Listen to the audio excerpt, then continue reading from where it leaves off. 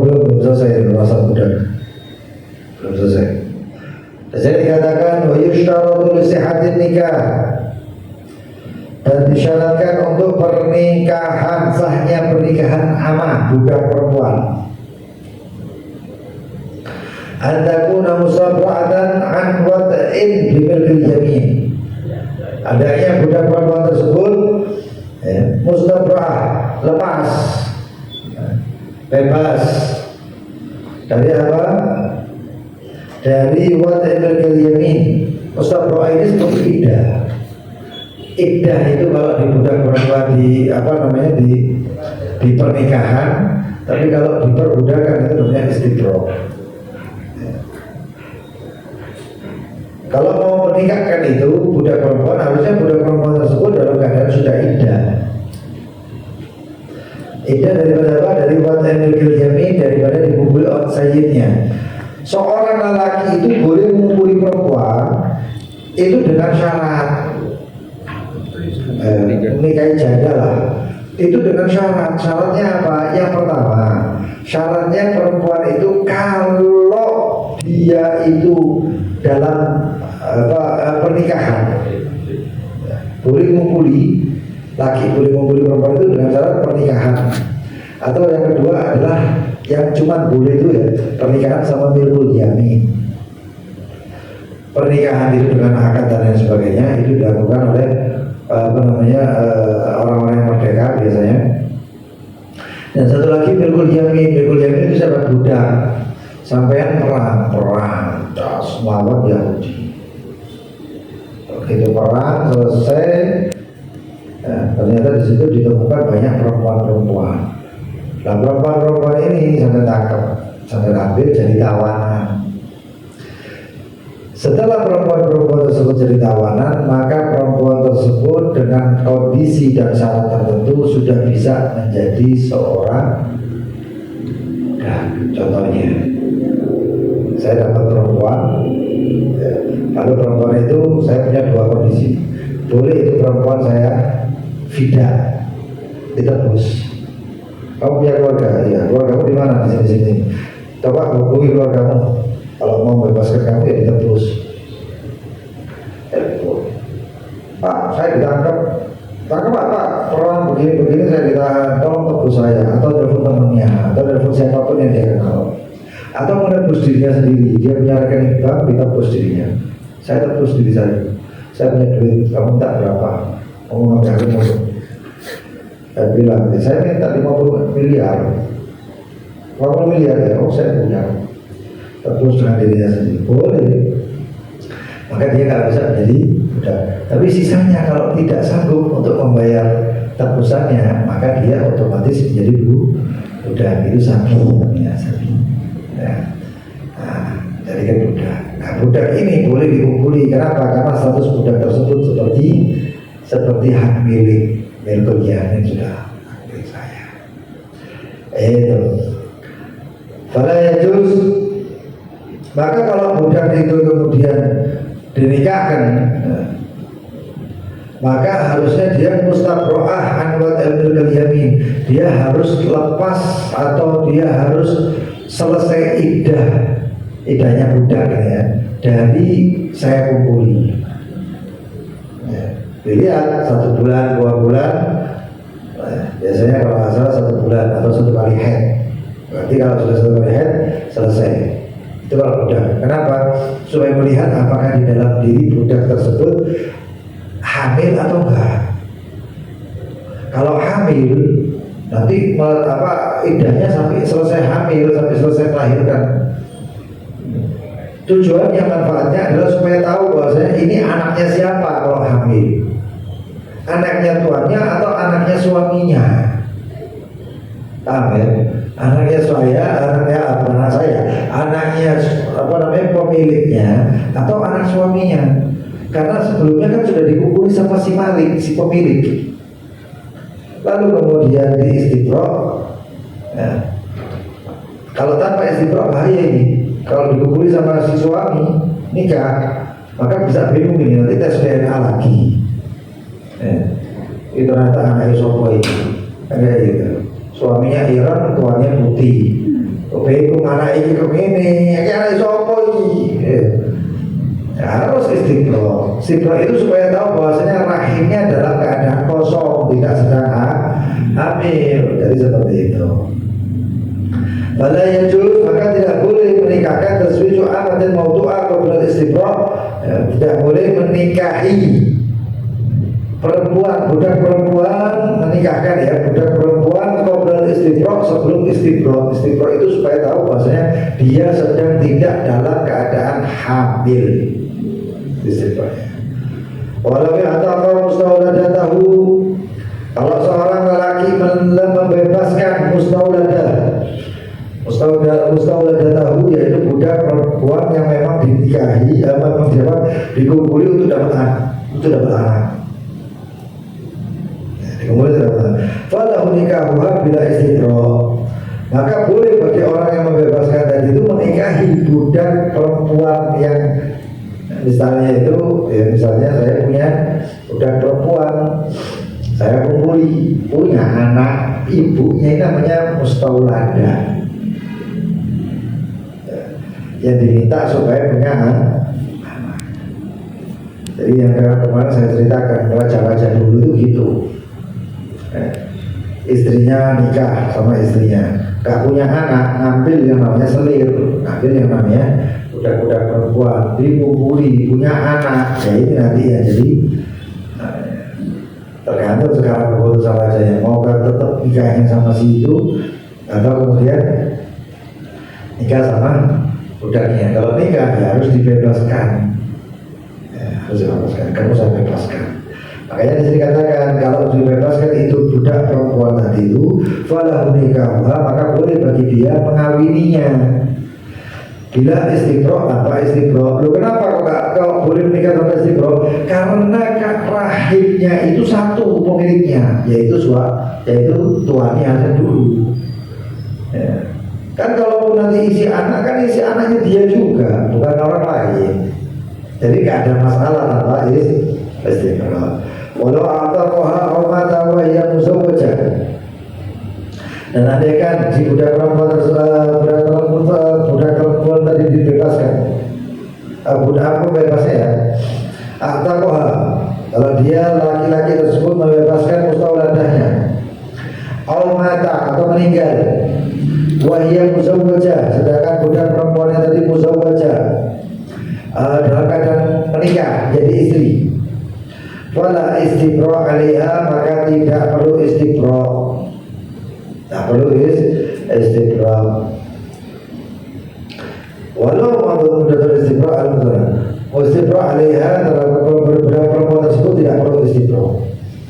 Walau muddatul istibra ala mustaulada. Dan andaikan lewat waktunya istibra. Tadi dikatakan pada istibra alaiha, kenapa? Karena bukan punyanya sayyid, tapi punyanya suami, karena muzawwajah. Ya, ini ilahnya yang pertama tadi itu tanpa istibra, karena di sini adalah ya, fokusnya kepada muzawwajah. Kalau muzawwajah berarti punya istri, sayyid tidak boleh mengumpuli. Ya, sayyid punya budak, tuan punya budak, budaknya dinikahkan. Ini si sayyid tidak boleh mengumpuli ini budak. Budaknya punyanya siapa? Suaminya. Kalau dibebaskan atau kemudian meninggal si budak, si tuannya, ini budak gak perlu istibra. Kenapa? Karena gak dikumpuli sama sayyid. Yang mengumpuli kan suaminya. Jadi gak perlu istibra. Nah, kemudian di sini katakan walau mabat muddatul istibra ala mustaulada.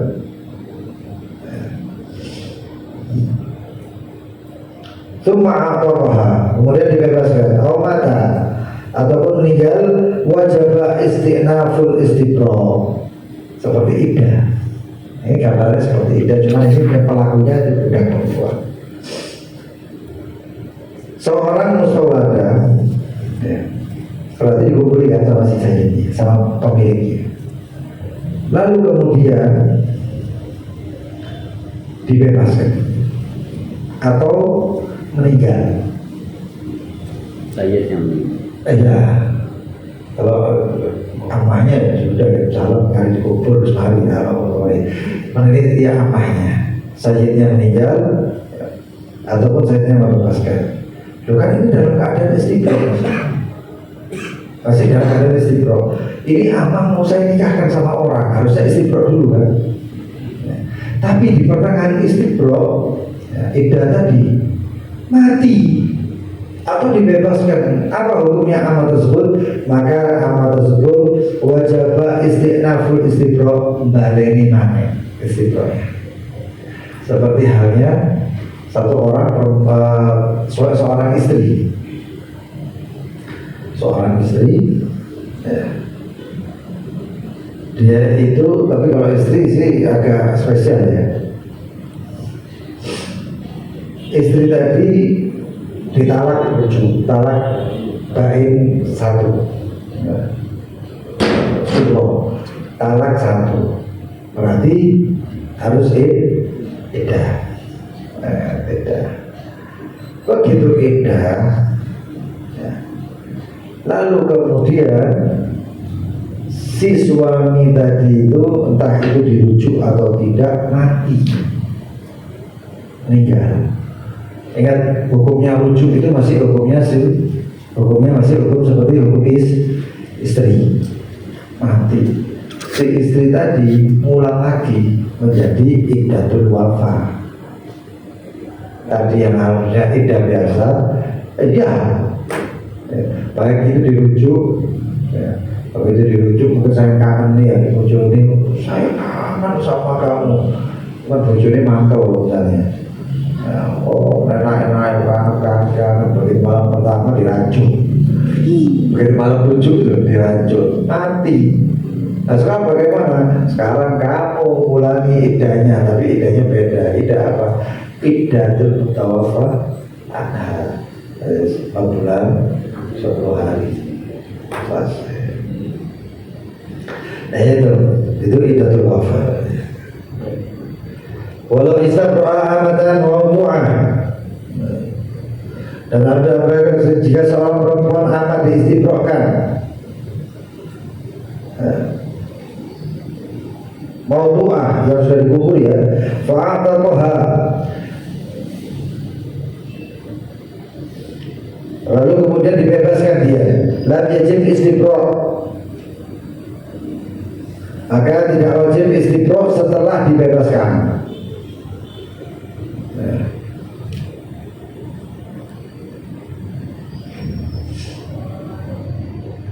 Ini ghair mustawladah, ingat ya, bukan mustawladah, yaitu budak perempuan yang bukan mustawladah. Mustawladah itu dicari anaknya. Ya, budak perempuan ini dikumpuli untuk dapat anaknya, tapi ini nggak ada anaknya. Ketok budaknya Ayu dikumpuli, selesai, mari dikumpuli mari. Lalu kemudian dibebaskan dalam keadaan sudah istiqroh, dalam keadaan sudah istiqrohnya selesai 1 bulan. Kalau budak perempuan atau 1 kali haid selesai itu dibebaskan. Apakah dia harus istiqroh lagi? Nggak harus istiqroh. Kenapa? Pertama bukan mustawladah, bukan tujuannya untuk diambil anak. Dan yang kedua, istiqroh itu menunjukkan perempuan tadi, amat tadi, bukan dalam keadaan hamil. Kalau bukan dalam keadaan hamil ya sudah selesai, berarti dia murni sekarang. Kalau dibebaskan murni bebas. Walaha anda tazawwaj fil hal, maka begitu dibebaskan langsung kemudian saya mau nikah. Ketika disebut dia langsung boleh nikah, langsung boleh nikah. Wa yasul istiqra, dan dapatkan istiqra itu seperti iddah ya, seperti iddah kalau bebas. Kalau bagi perempuan mereka dapat istiqra tersebut, istiqra al-haml, istiqra al-rahim, lepas itu rahimnya namanya, kosong rahimnya, bukan milik siapa-siapa. Kapan? Biwat il-hamil, kalau hamil dengan ketika selesai hamilnya. Ikanat hamilan, kalau itu dalam keadaan hamil. Wabain wabihayallah, dan dengan sekali haid. In lam takun hamilan, kalau budak tersebut tidak dalam keadaan hamil. Ikanat mimman la tahil, kalau perempuan budak tersebut termasuk orang yang gak haid, Ya. Listighor karena mungkin masih kecil, masih terlalu kecil, ini bahaya ini. Ya.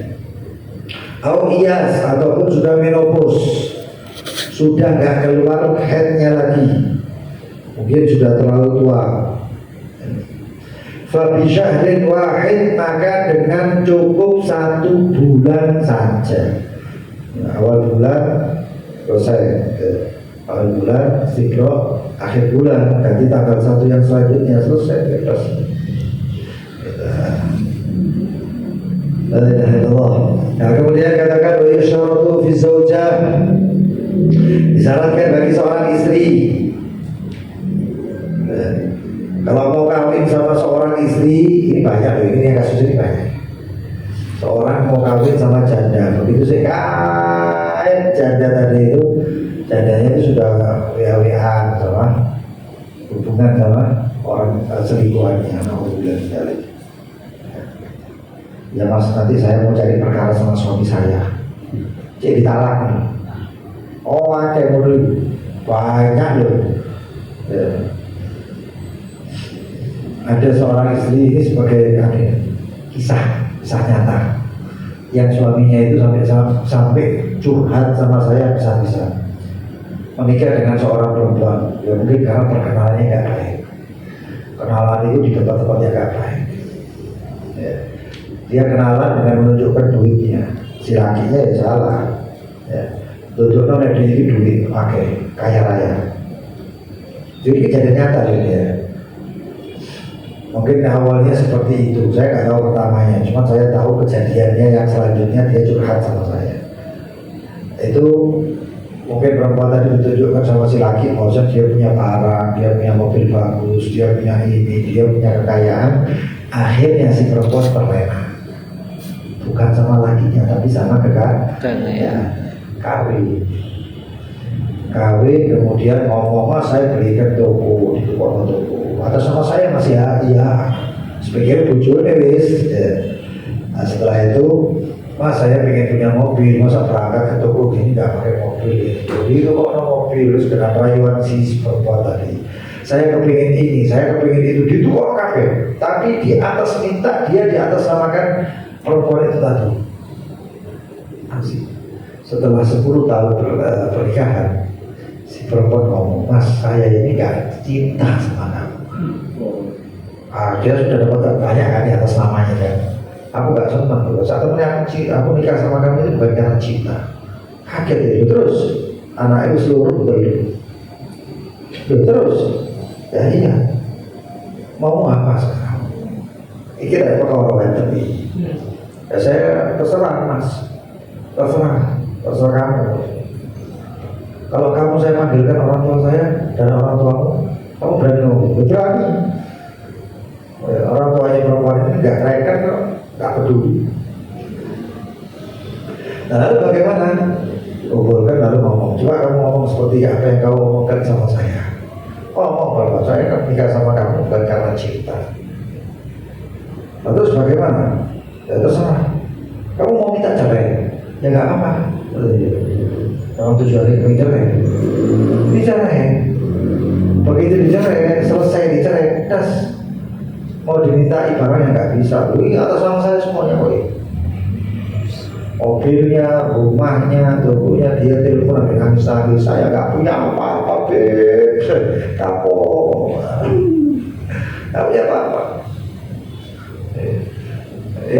Cuma saya punya satu rumah, akhirnya dapat satu rumahnya ya gitulah, rumahnya ya bukan rumah yang bagus banget.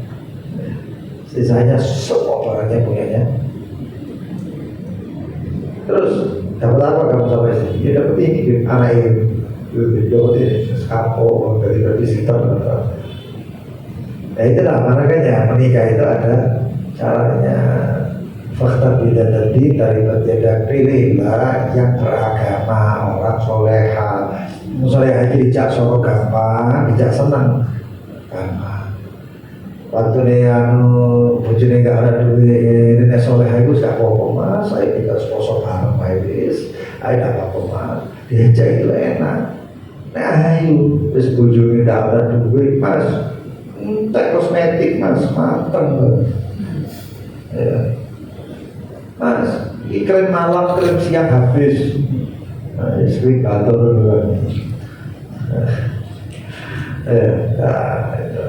Nah ini sekarang ada perempuan itu kemudian setelah chat dan lain sebagainya, nanti saya cari perkara sama suami saya supaya saya dicari. Wah, suami gini macam-macam diceraikan sama suami. Diceraikan nggak pakai tunggu iddah, langsung nikah dengan selingkuhan. Ada kayak gitu. Ini kenapa? Karena ini zamannya zaman kebodohan, nggak ngerti syariat, karo-karo berdiri. Ya, orang cerai iddah besoknya sudah pakai make up cantik kok. Nah, itu banyak kayak gitu. Ya, maka di Islam itu bisa disyaratkan dalam istri yang namanya istri itu adalah takuna mu'tadatan bil khair. Hendaknya dia bukan termasuk orang yang iddah untuk orang lain. Ya, masih dalam posisi iddahnya orang lain. Kalau iddahnya dirinya, iddahnya suaminya nggak masalah. Kalau dalam talak 1, talak 2, yaitu talak rujuk. Nah, tapi kalau orang lain nggak boleh. Baik kan mu'tadatan bil khair. Dan apabila itu iddahnya untuk orang lain, suami yang lain, lam yasih nikahuha, maka tidak sah nikahnya qabla inqidha'il iddah, sebelum selesai iddahnya. Sebelum selesai iddah nggak boleh. Kalau dinikahi nggak sah. Kalau terus lanjut punya anak, anaknya hasil zina. Makanya berkah itu sampai ada yang mengatakan zina apa anak haram berkelanjutan itu ya gara-gara kayak gitu. Ya. Makanya hati-hati. Ini mungkin antum gak ngalami, tapi yang ngalami nanti orang lain mungkin bisa tanya sama tuh, ya apa cara ini. Nah ini sekarang bahayanya itu di sini. Nanti kalau anak hasil zina mau dinikahkan, dosa bapaknya. Di catatan kan tulisannya bapaknya. Yang kayak gini tadi punya anak, anaknya siapa? Bukan anak bapak ibunya. Kalau orang dulu ngomongnya anak setan, ibn syaitan, putranya setan. Nah, kalau sudah seperti itu bagaimana? Kalau di catatan sipil kan ditulis tetap bapaknya yang menghamilinya itu, yang menikahi ibunya, walaupun itu nikahnya nggak sah. Nah, ketika selesai itu, ya, anaknya sudah balik, lalu anaknya mau menikah. Yang nikah kan biasanya siapa? Itu kalau syariatnya, umumnya bapaknya. Itu bukan bapaknya, bukan walinya. Nikahnya sah. Gak sah lagi. Terus itu lanjut, terus 7 turunan gak gitu semuanya kan? Nah, makanya itu hati-hati. Nah, solusinya bagaimana? Nikahkan jangan yang nikahkan bapaknya. Kalau perlu nikahkannya pakai pernikahan wali takim. Wah, harus saling wali takim punya. Itu kanan sama kanan fi iddati wafa, walaupun itu iddahnya iddah ditinggal mati. Iddah itu ada yang namanya istibra' rahim, ngosongkan rahim. Ada namanya iddah mutawafa'an, itu namanya litafajju', nunjukkan kesedihan. Sedih apa ditinggal bojo. Nah, itu sedihnya, itu masa kesedihan. Bukan masa kejadian, maksudnya masa historis bu air berdino nangis enggak. Masa kesedihannya itu yang sedih, bahwasanya diajari sama syariat akhlak adab. Oh, yang tinggal mati bojoku itu sedih yo. Tapi sekarang karena nggak pakai syariat, ditinggal bojo nih, mereka kami mana?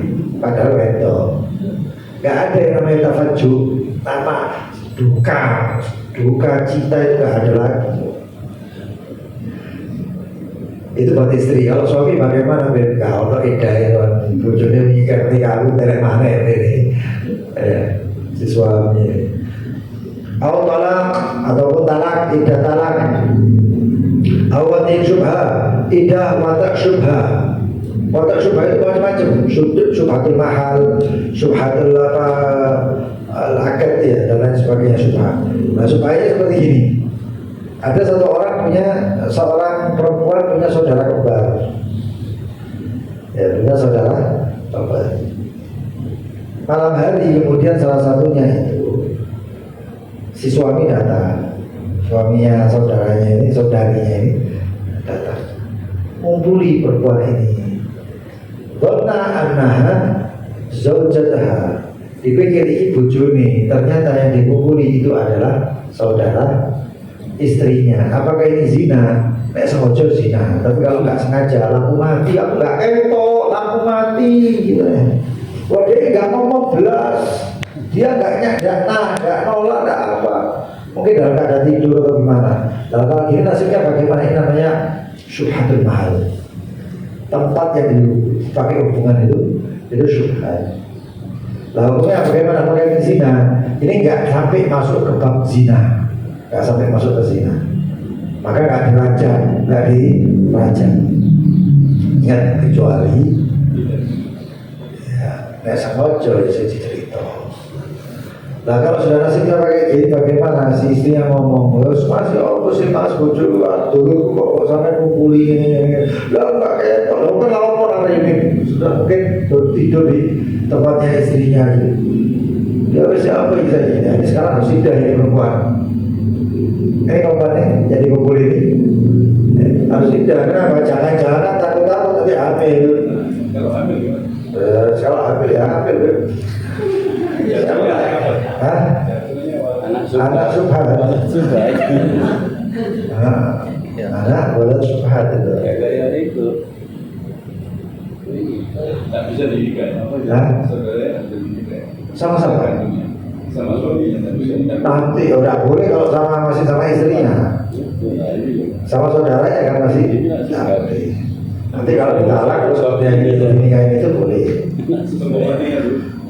Itu cerai dari perjemaah nah itu dari mati ini sebab dari nenek-nenek mungkin dicerai dicerai gak apa-apa sampai gak kasih saya keturunan dia kok sudah mau sama-sama aja beda lagi lebih baik dari situ terserah yang suami bukan dari ketemu selainnya. Wallahu ta'ala ala bisawab. Ini sekarang ini sudah masuk, nanti besok masuk bab yang lebih ekstrim lagi, pernikahan lain agama. Gak saya online. Hari kena ban. Besok hari apa? Senin. Ini persyaratan kawin beda agama. Senin berbulan. Senin berbulan.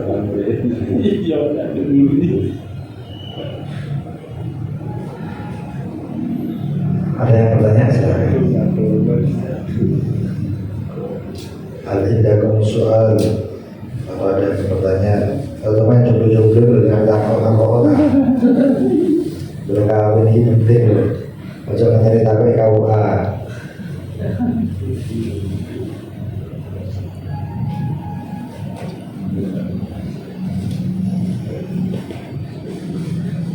Saya doa nanti malam bisa diganggu.